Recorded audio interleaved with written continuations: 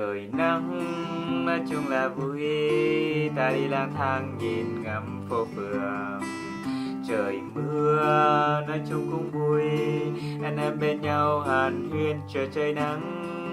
Đi làm nói chung cũng vui nè, bao nhiêu đam mê cống hiến cho đời.